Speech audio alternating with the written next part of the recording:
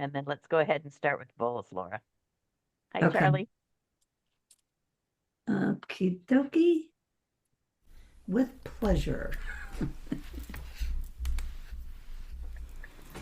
Nancy.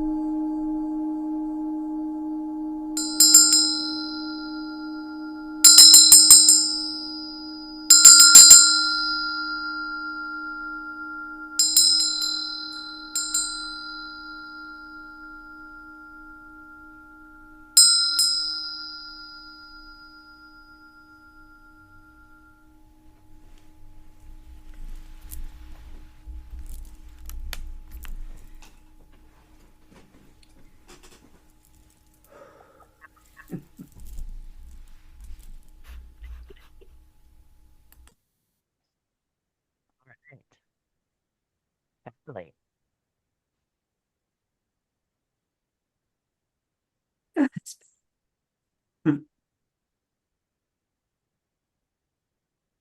Charlie, I pulled an invocation for the book that you sent me, and then I also have one of Tom Kenyon's videos for a sound bath. So how did you want to start? Okay, I need to turn my sound up. Okay, now it's up. Okay. Did you announce the program? I have an invocation for the book that you just sent on the Magdalene side, and then I have one of Tom Kenyon's videos to play. Okay, I'm probably going to change some of that, but here we Okay. go. Do what you want to do. Yeah, yeah, yeah. Okay. A couple of things I need to get off my chest first. I don't need to, but I choose to, right? Okay. Somebody in my household didn't replace the toilet paper, and I didn't notice till too late. Oh no. That's a complaint I have. Hmm. I took a class while I was from Dale Carnegie, and he taught us never to condemn or complain or criticize. Well, I'm complaining. I'm breaking the rules. And as far as criticism is concerned, when I woke up this morning, I told Dolly, I said, Dolly, you know, uh, my career, I've lost my career. My career is ruined. She says, what are you talking about? You had many careers. I said, yeah, well, yeah, maybe the one that isn't ruined is my art career, but all this. And she said, well, why are they ruined? Because the words got out that I wear my wife's depends. Oh my goodness, Oh God. Charlie. That's uh, something else. Got to start with a little humor. Uh, Yes, you do. yeah. Humor gets us through it all. Yes, it does. Yeah, and Cindy, you're in a car somewhere. Wow. I am. I'm waiting for my daughter. I'm off to go do some food shopping because I've adopted a family for the holiday. So I'm Oh, going to provide turkey and nice dinner for them. that's wonderful. I just Yeah, I decided yesterday to have two family dinners, or two friends. We're having a dinner tonight and I get another dinner tomorrow. And then very nice. then Thanksgiving Day, we'll go to my son's house. Oh, that'll be nice. Yeah. Yeah. So it's good to celebrate with friends and It is family. family. Yep. Yeah. And remember what Thanksgiving's really all about. Yeah. Well, anyway, on the advertisement of the publication, it says Sound of Healing. Well, what I did, because this was thrown at me the last minute to do something, I got on YouTube and found out more about Mary Magdalene. So we're going to talk about Mary Magdalene this morning, and and I acquired the book last night that was transcribed from Tom and the Arthur material about Mary Magdalene. So I've gotten maybe a little into the book. So I thought we would discuss Mary Magdalene from our perspective and what we know. Who would like to share what you know about Mary Magdalene? Does anybody like to share something? Certainly you have some information, knowledge about her. In fact, Nicole Christie, who was part of our organization, had a whole priestess order, the Mary Magdalene priestesshood. So, um, does anyone know anything about, would like to share what they know about Mary Magdalene? Somebody. Understanding is that she was the highest priestess and the highest disciple, and that she carried on his teachings far after he was gone, and that she, in her own right, had her own following, and she was equal to him, and Yeah, that was what was buried with most of the scrolls and that sort of thing. So I don't know about this book. I haven't read this particular book, but in other channelers and readers that are coming through, they're talking about yeah, both the Marys, well, actually, all three Marys. There was Mother Mary, Mary Magdalene, and then there was a sister by someone else. I forgot who else. But those three Marys were definitely a trio of powerhouses in yeah. the teachings. Thank you. Is there any other information? Harry Brown's book, a lot was made into a movie, and Tom Hanks was one of the major actors in it. I love the movie. It's the bloodline of the Holy Grail. Ah, And up to that point, everybody was thinking pretty much the Holy Grail was the last cup of the Last Supper that Jesus supped out of. And if you got that relic, you're going to somehow help you spiritually. But that Harry Brown changed the whole view of that point of view. Well, anyway, Tom Kenyon was traveling with his significant other companion through Europe. And she was very much interested in the life of Mary Magdalene. And she kept trying to convince Tom, who had this relationship with the Harthers, the fourth dimensional beings, that he channeled now to do something, to bring that in, ask for that information. He really resisted. And he resisted channeling in general because as a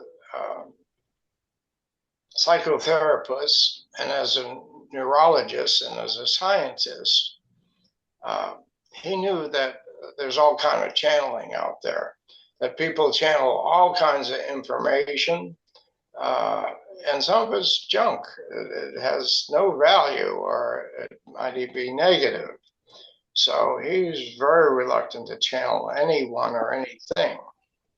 So he certainly tested the channel. He tested the information for months before he recognized the value of what was coming through. It had no intention of harming anyone.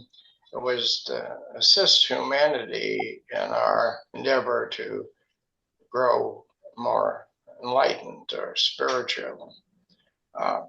So I admire that part of him because I too can be a very skeptical person. But I also know that, and I've met others that have, and I've read numerous books about channeling, and I've learned a lot from ascended masters, and so to speak, from others. Anyway, and early in our midlife, I had heard a voice which changed my life to what it is today, put me on a new journey. So Mary Magdalene, some of us in the Madonna ministry used to go to sacred sites. And one of the sacred sites we went to was in Scotland, Rose Glen, at the castle,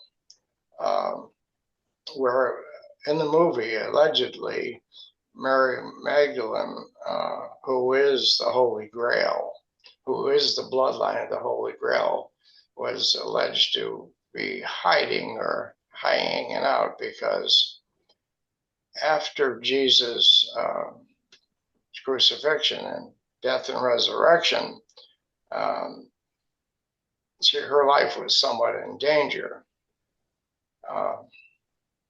Now, according to we were at this castle, and the castle had a beautiful temple, or really a chapel. It probably could house maybe a couple hundred people at the most. While we were there, we had some very enlightening experiences that one lady or couple ladies were ordained or priests there while we're there. And some of us in the chapel had kind of an enlightening experience. I don't remember the details now, but anyway, it was almost like verification that something important happened there. Any questions so far? Oh, okay. Well, so Tom Kenyon did relent and did go into his semi-trance or meditation and brought through the information about Mary Magdalene, and he he says, I guess the way you put it is you can read what I've written and take what you want from it or not. It doesn't matter. It's only a story. But within the story is the framework of ascending to a higher state of consciousness. And Mary Magdalene, who was in Egypt one of the high priestesses, she was trained in the Horus and the Isis tradition. Jesus was also in Egypt, and he was also trained in the alchemy and the spiritual endeavors, which help, and not mentioned in the book, but also his cousin John, who became, John the Baptist. He too had some training by some of the same masters. So I guess it's saying that there are masters amongst us that can help us grow. But when we take the information from a master, we have to synthesize it and choose from what they're telling us or what we're learning. Take what we want and throw away the stuff we don't want. And that's true of the book about Mary Magdalene. From history, you know that she was called a whore. And historically, the council in Constantinople made that kind of clear, that so they kind of belittled the women and the rise of the patriarchal church. And the truth is that in Egypt, a woman that was a priestess in this order also learned the sexuality part of it. The Tantra sex that is taught today are similar. They became students and teachers of that. And then when they became the priestess, they wore a gold serpent around an armlet, around the upper arm of a serpent. And any women that were wearing these was recognized as a high priestess, and which included sexuality. Now, in the Jewish culture, when they saw women wearing these omelets, they called them whores. They didn't understand, and they were coming from their human experience and belittling the women. So, in part of the story here, Mary Magdalene, who was the number one disciple with Jesus and Jesus' mother, Jesus and Mary were both very powerfully spiritually advanced women. And Mary Magdalene, let's go back to Mary and Joseph. Joseph too had to be tremendously spiritual being in order for him to become the parent, so to speak, of Jesus. And Mary had to be the pure channel to bring through such a beautiful soul. And if you read the book Blessed Among Women, you can see that Joseph when he went into the Jewish temple, he tried to convince them to quit sacrificing animals. That's not what it was about. So he was an activist in trying to change things, like some of us are today, in trying to change the nature of things that we think would be for the better. So that being said, Mary Magdalene, a number of the disciples were jealous of her because they could see the bond between Jesus and Mary was tremendously close.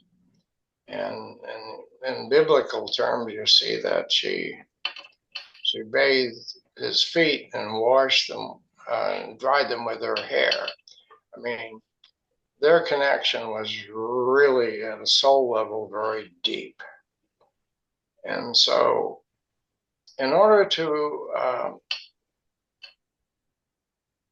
for Jesus to go through the resurrection or go through the death experience and the crucifixion, he spent the night before that with Mary Magdalene, and they had the highest form of sex you could possibly imagine or have.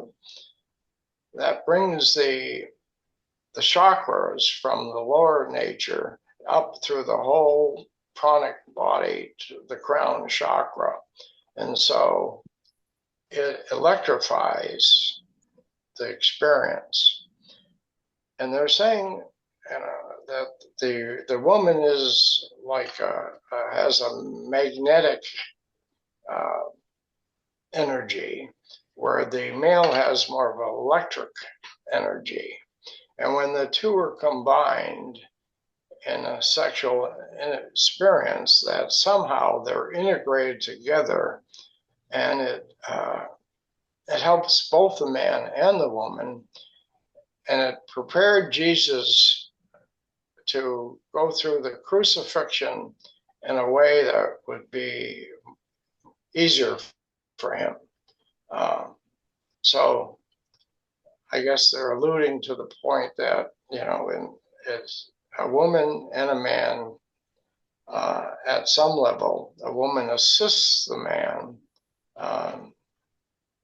to be able to grow more abundantly into, I guess you would say, the divine, become more the godlike person, kind of transcending the human nature into the more divine nature of our being. So she was a great asset, apparently, for Jesus in many ways, and he was certainly for her. So then as your story goes, you're all aware of that. Mary, the mother, and Mary, the wife, she became the wife of Jesus, according to this teaching. They took him down from the cross and brought him into the cave, or the tomb, provided by Joseph of Arimathea. Now, Joseph of Arimathea was, remember, the wealthy merchant who helped finance, I guess, part of the teachings and Jesus. He provided the tomb. What's that? Somebody have something to say? I'm open. If you have more to add, please do it, because I'm just doing this off the cuff. Transmutation of that energy is considered alchemy, correct? Okay. So in the tomb, Mother Mary and the bride, or the wife, prepared Jesus' body with the herbs that they wrapped them in the linen, whatever they did in those days. And as the story goes on, that 3 days later, Jesus appears, and Mary Magdalene doesn't even recognize her lover, right? She thinks he's kind of a stranger, because it's hard for the human mind to get that the spirit transcends death and can come back in a spiritual body.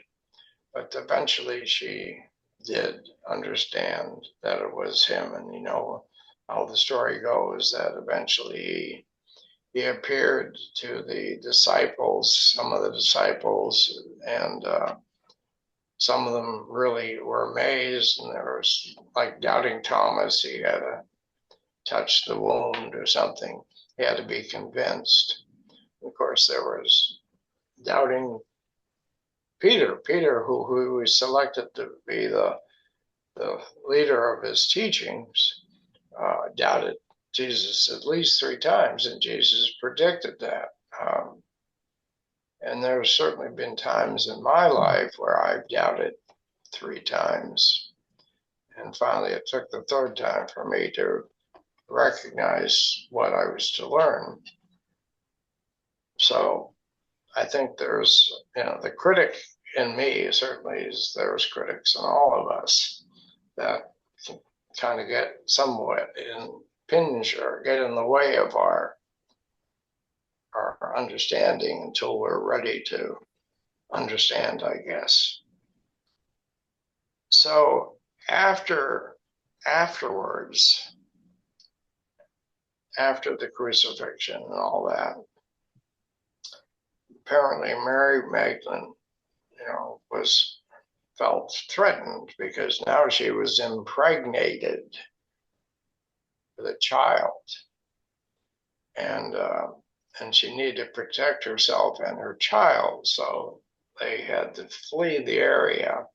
And again, Joseph of Arimathea, the wealthy merchant, provided the small boat and the things necessary to make the journey to southern France.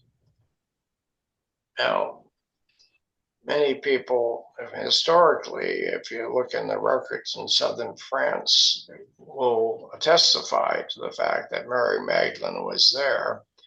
And I think there is a cave or a place. There was a place that people traveled to. I didn't make it there,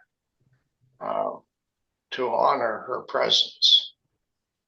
And eventually she made her way up to England and into Glastonbury, where many of us have been and know the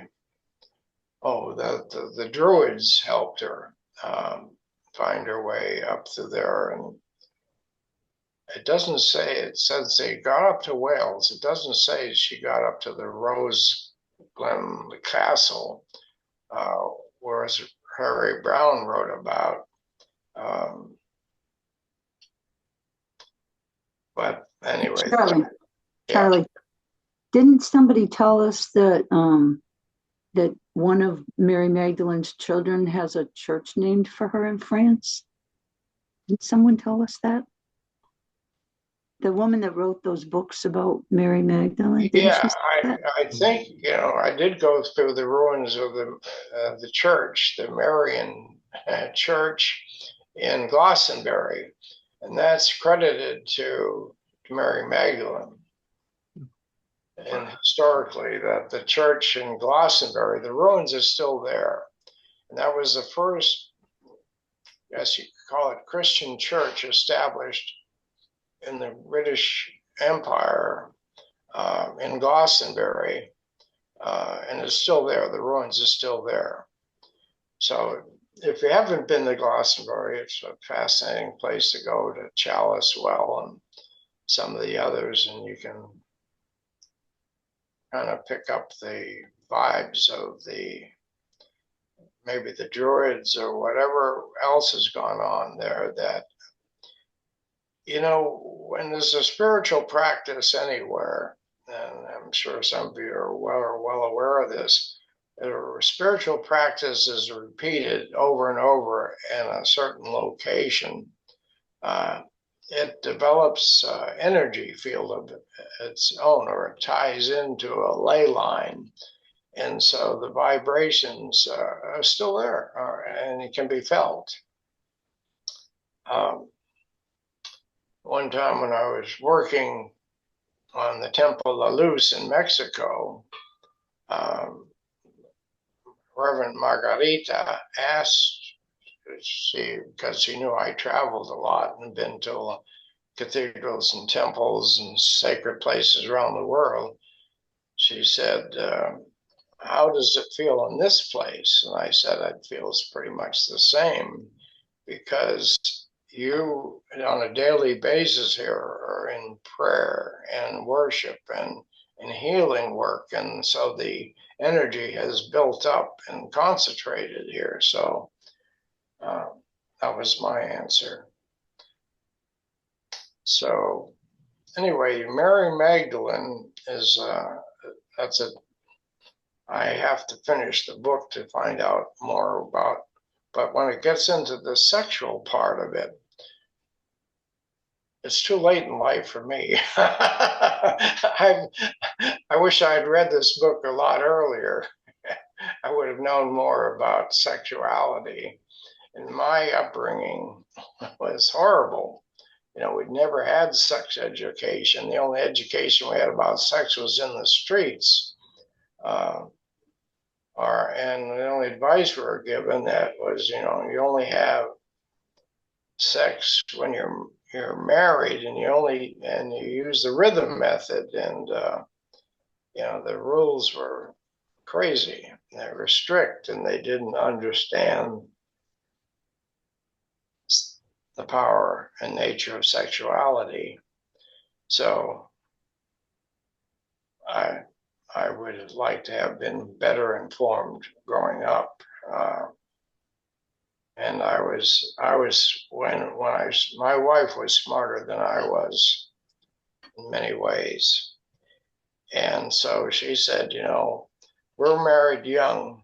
I don't want children for a while, and we have to practice safe sex, and I'm not going to do the rhythm method.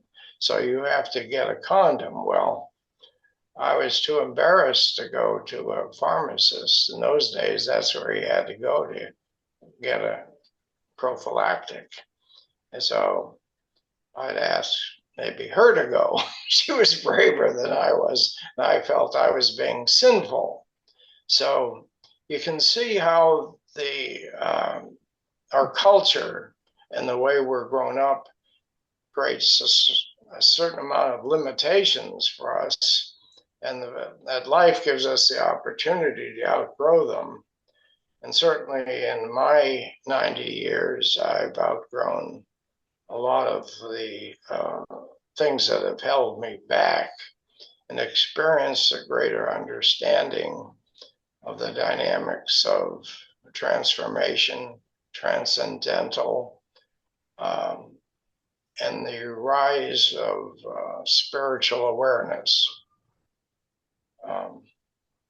So Mary Magdalene is a great example of teaching not just sexuality, because the sexuality that it was taught was the culmination of the highest spiritual experience probably known to humanity, where the coming together of the magnetism of the woman, the electricity of the male, interweaves itself chemically or somehow to enliven them into a greater harmonic convergence to synthesize their spiritual beingness. I guess that's another way of putting it. But that's about all I can tell you about Mary Magdalene at this point, unless other of you have different information. But what we could do is we could go through a meditative process and tune in to Mary Magdalene. Would you like to do that? Yes. Yeah. Yeah. So you can do that. Some of us are acquainted with the process, and I'm sure everybody here has certainly been involved in different forms of meditation, from the Harthars, who all started the priestesshood in Egypt. What they're talking about is the Ka, the Ka energy that goes up and down the spine, and how to, in a way, manipulate that in a more powerful way, or way to use it. Oh, here's another interesting fact. Okay, we have been given dominion, to use these powers and to grow in our education and our awareness of how to use the gifts that the Spirit, God, has given us. And it's wonderful, and we need to do that and honor that. But there's a moment that we also need to be so humble, we let all that go and recognize the power and instrumentation of the Spirit within us is like in charge. So that's kind of, they're both true. And what happens when in that moment of humility, true humility, not false humility, the channel of the Chi, or the energetic field that is us, that provides everything that our body needs, is more alive and alert, and recognize the universalness of our interconnection with life itself. So anyway, the Chi energy will take us through a meditative process where we'll start at the spine, and we'll take a breath. As we take a breath in, we'll feel the energy rise up our spine out to the top of our head. And then when we breathe out, we'll feel it coming back down the spine, and we'll do this several times. And then I'll invite in the notion that we connecting with Mary Magdalene, and see what we can get from that. So if you're driving, you'd have to pull over the side of the road, I guess, because you don't want to go in a meditative state while you're driving. But for the rest of us, you can sit upright in a chair with your legs uncrossed. You can lay down if you like. And so we're getting into a meditative space. And this, the design of it there is beautifully, aptly put.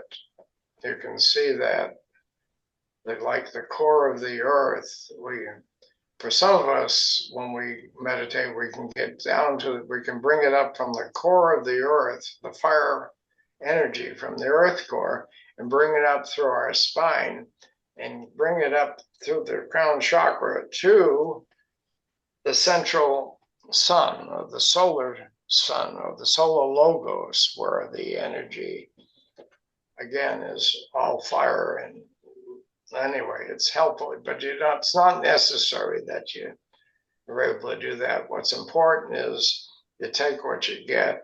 As we breathe in, and we're going to feel the energy go up our spine and come out the top of our head.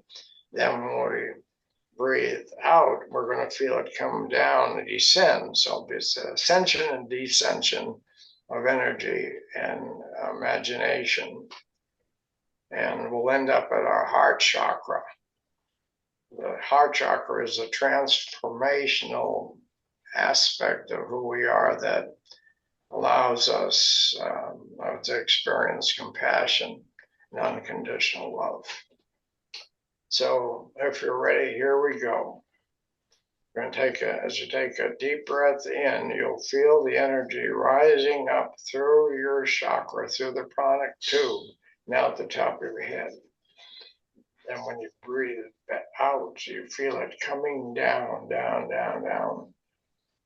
If you can reach the core of the earth, that's fine. If you can't, it's okay. So you continually do that. And I'll tell you one more time, then you do it on your own for a couple of minutes. So you breathe in, you feel it, energy moving upward, upward, upward. As you breathe out, you'll feel it coming down, down, and down. Keep doing that for a while.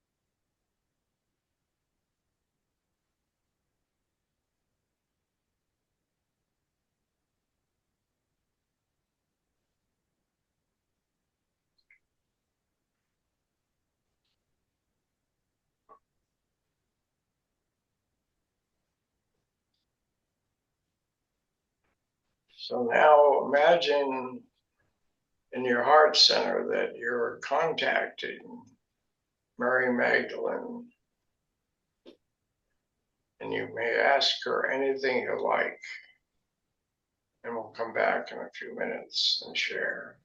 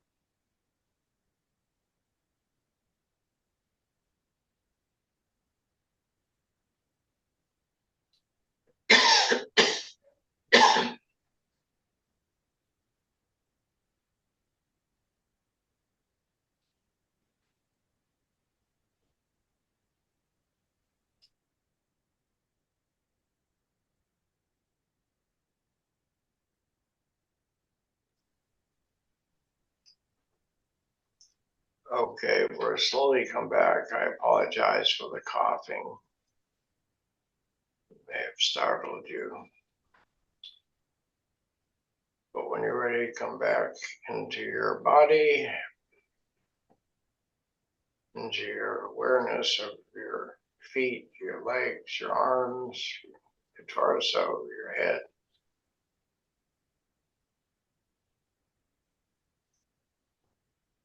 Thank you. All right. So let's see if anyone, what you got. What did you got? If nothing's fine. If you got a little something, great. It doesn't matter what you got. Just share it with people. Grateful. Anyone like to share?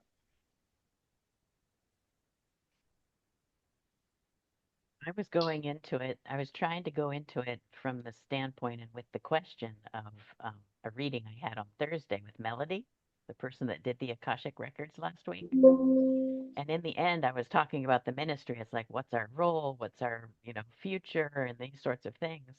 And in the end, what she came back with was we're more so devoted to being that galactic form of love and service as opposed to being the farmers on the land, which was the specific question that where we're going with the land. She said it's more of a gathering place to teach and educate. And so as I was trying to do this meditation, I was trying to tap into Mary to say, is that what's going on? And is that something that you can give me a sign for? And I didn't get it. So it's like, oh, maybe it's going to take a little bit longer to get that message or confirmation. So, Nikki, would you elaborate a little bit on galactic? What do you mean by galactic? It's being more one with the energetic that comes from source. And so in the quantum field, what we're being taught and what we're understanding now and what science is proving is that the energy from the sun, from the planets, from the cosmos, as well as the planet of the earth and all of the sentient beings here and all of us who exist as living beings, life on this earth, are sharing the source energy. It's not just DNA, it's like the source of the particles of atoms and that sort of thing. I'm actually learning about mitochondria being the energetic centers of the cells in our bodies. And it's pretty miraculous what they can do because there's really no explainable source or reason that mitochondria can reproduce itself to keep us energetically going because there's no way that any other bodies, that's why humans are so different than the rest of the species, is that we've got this mitochondrial magic that's happening where energetically it can reproduce itself given the right conditions. Or if Thank it's deficient or defunct, we don't do so well, but it's our choice. Yeah. Don't ask I me. was having a little trouble hearing you. Is anyone else? Is it just Yeah. me? Yeah. Everywhere you're having it. Yeah. I don't know if your microphone needs to be up a little or something. We're having a little trouble Okay. understanding the full context of what you were saying. Your microphone sounds like it's giving out. giving up the ghost.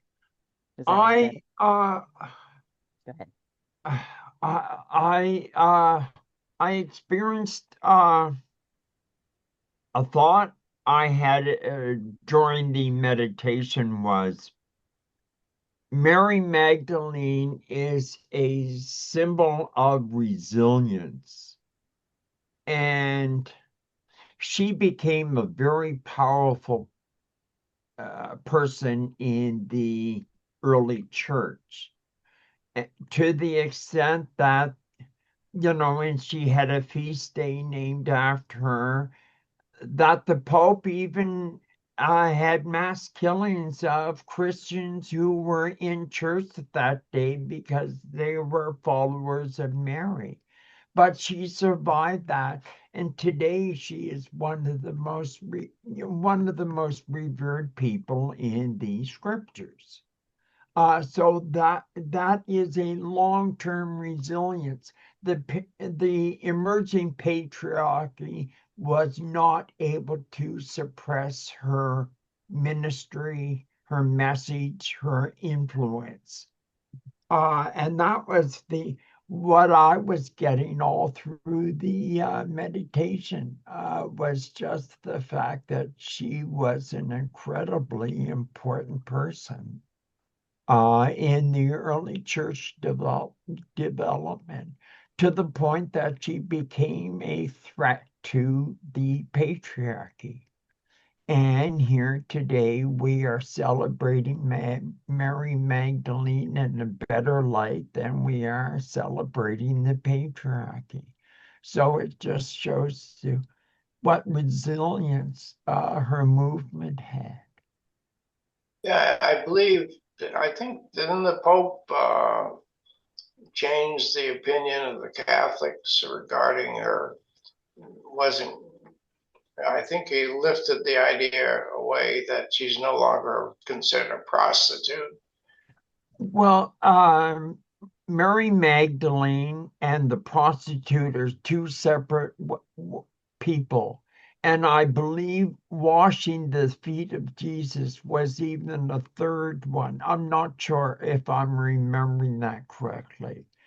But uh, when they had the to-do in Constantinople and they came up with a new scripture, they scrubbed the Bible of any positive stories about women. The only one who I believe Rachel and Ruth are the only two that survived that purge. And everyone else was, all other women were turned into Jezebels and harlots, and Mary Magdalene was all of a sudden, she was morphed into these three female characters and branded a prostitute. And that was all to suppress her ministry. And that was all orchestrated by the patriarchy. But yet today, the patriarchy is in lesser stand than Mary Magdalene's influence. It's what I got through that. Yeah, that's a very good point. In the early church, women, and men celebrate equally in the temple or wherever they congregated in a home. They were reverent to each other. There was no hierarchy. There was more of a spiritual awareness that they celebrated together for a few hundred years until things changed, as you say. Yeah. Have you ever read the Book of Mary from the Gnostic Gospels? A lot of that is to do with the influence that Mary Magdalene had, and she was number one of the apostles, and Peter got really, how dare a woman dethrone me kind of thing. Right. And the Book of Mary, a lot of it deals with that story. And if you haven't read it, it's not long. the Book of Mary in the Gnostic Gospels? I think I did. The Gnostic Gospels, yeah, and what they discovered in Egypt, right? Some of the scrolls that, and some of the writings of Thomas and even James the Apostle were found to express different understandings than what we were taught as Christians. The one that I've always admired was James when he talked about God doesn't do it to us, so we do it to ourselves. So it takes away the heaven and hell, the punishment, the banishment. It makes us understand that we're responsible for our thoughts, deeds, and activities. Yeah. That the Our Father prayer was not complete when it said, lead us not into temptation. And from Aramaic, it meant, let us not enter into temptation. Because if we understand that God is the greatest expression of love, then a loving God would not lead us into temptation. He would give us the free will to be tempted, which is we have free will. So thank you. Anyone else like to share? I wonder if anyone could piggyback on what Nikki was saying. Something about our ministry and the galactic nature of energy. Anyone else share an experience? No? I just was very pleased to be in her presence. Yeah. Made me feel very relaxed and very good. Yeah. Well, perfect. Perfect. I will say that I found it comforting to be with a group of people who think along the same lines that I do. This is my first time here, and I'm very pleased. Thank you. Yeah, Nancy D. Yes, I noticed you are new. What brought you to this Zoom meeting? How did you get here? I've been a minister in the Madonna ministry for many years. Okay. I just never got here. Okay. Well, Welcome. Thank you. And can I recommend another book? It's a channeled piece, and it's called I Remember Union. And it's the story of Jesus, Mary Magdalene, and Judas. And it talks about how there was a plan before incarnation. There was a plan in place for all this to happen to change the world, just like the Madonna ministry is attempting to change the world. Yes. I don't remember a whole lot of the book, but I remember Mary Magdalene in the book talking to whatever, angels, whatever, ascended masters, before she agreed to the plan. And she said, but they're gonna think I'm a whore. And that was her resistance to doing this, but she did it anyway. So I think she was a very courageous woman. I don't find it hard to think that she was maybe the wife of Jesus. Yeah. I mean, he was what, 30 something when he died? I assume he was a healthy homosexual young man. It's logical that he was married. Just makes sense. I've even heard a rumor that that I'm not a biblical scholar at all, but I've heard a rumor that the marriage, the wedding ceremony in Canaan might have been his own. Isn't that interesting? Anyway, yes. Nancy, we had a woman, I don't know, maybe a year or so ago, who wrote a bunch of books about Mary Magdalene. And as I remember, she said that they were married. And I think she said they had 3 children. 3 children, and one of them has a church in France named after her. Wow, cool. Yeah, I I'd forget the like to name know of those more about books. the descendants. Yes. What Her was the? Do you remember the name of the books? Anybody? There was a her series. her videos are on our webpage.